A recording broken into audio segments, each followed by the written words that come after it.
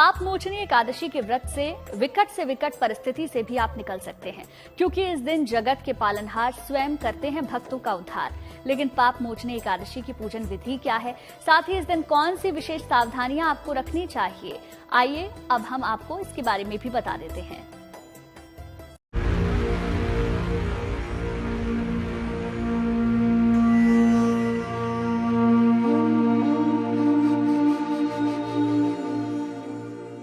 सभी सुखों को लाने वाली है पाप मोचनी एकादशी। श्रीहरि की शरण दिलाने वाली है पाप मोचनी एकादशी। असंभव को भी संभव बनाने वाली है ये तिथि।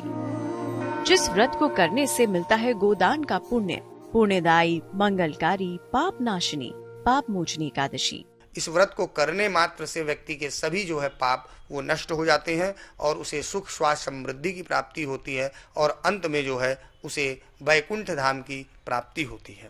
वैदिक शास्त्रों में एकादशी के व्रत को सबसे उत्तम और सबसे बड़ा व्रत माना गया है। साल भर में कुल 24 एकादशियां आती हैं और हर एकादशी का अपना महत्व है। पाप मोचनी एकादशी के दिन आप शीघ्र ही पा सकते हैं नारायण की विशेष कृपा, लेकिन इसके लिए आपको करना होगा विधि विधान से पूजन। तो देखिए कैसे मिलेगी आपको श्रीहरि की महाकृपा।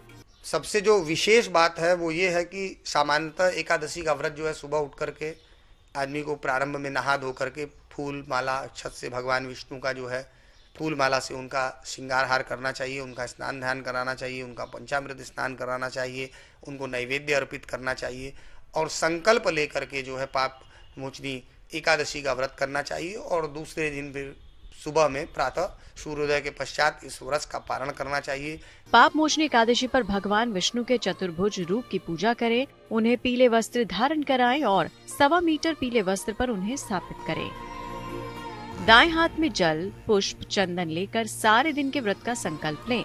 भगवान विष्णु को 11 पीले फल, फूल, पीली मिठाई अर्पित करें। श्रीहरि को पीला चंदन और पीला जनेऊ भी अर्पित करें। पीले आसन पर बैठकर भगवत कथा का पाठ या विष्णु सहस्त्र नाम का पाठ करें। श्रीहरि से अपनी प्रार्थना कहें, आपके मन की इच्छा जरूर पूरी होगी।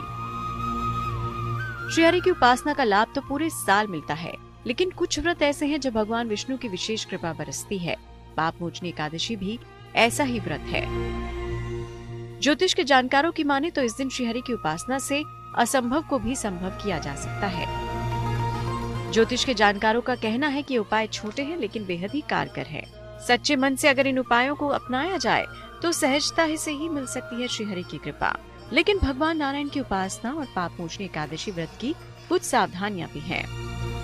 इस व्रत में जो सबसे विशेष बात ध्यान देने की है वो ये है कि इस दिन मन को जो है पूरा प्रयत्न करके शुद्ध और सात्विक रखना चाहिए। किसी तरह का मन में कुविचार नहीं लाना चाहिए, मन में किसी के प्रति जो है पाप नहीं लाना चाहिए और किसी को गाली नहीं देना चाहिए, झूठ नहीं बोलना चाहिए। दिन भर मन में जो है ओम नमो भगवते वासुदेवाय, ओम नमो भगवते वासुदेवाय इस तरीके से जाप करते रहना चाहिए। पाप मोचनी एकादशी पर स्नान करके साफ कपड़े पहने, विष्णु भगवान का पूजन करें। घर में तामसिक भोजन बिल्कुल न बनाएं। एकादशी की पूजा पाठ में साफ सुथरे और पीले कपड़ों का ही प्रयोग करें। एकादशी के व्रत विधान में परिवार में शांति पूर्वक माहौल बनाए रखें। मन ही मन भगवान विष्णु के मंत्र का जाप करते रहें। एकादशी व्रत करने से जन्म जन्मांतर में किए गए पाप नष्ट हो जाते हैं। इसके अलावा साधक को सभी प्रकार के शारीरिक और मानसिक कष्टों से मुक्ति मिलती है। साधक श्रद्धा भाव से पाप मोचनी एकादशी तिथि पर लक्ष्मी नारायण जी की पूजा करते हैं तो आपके सभी पाप कट जाएंगे। आपकी झोली खुशियों से भर देंगे सृष्टि के पालनहार।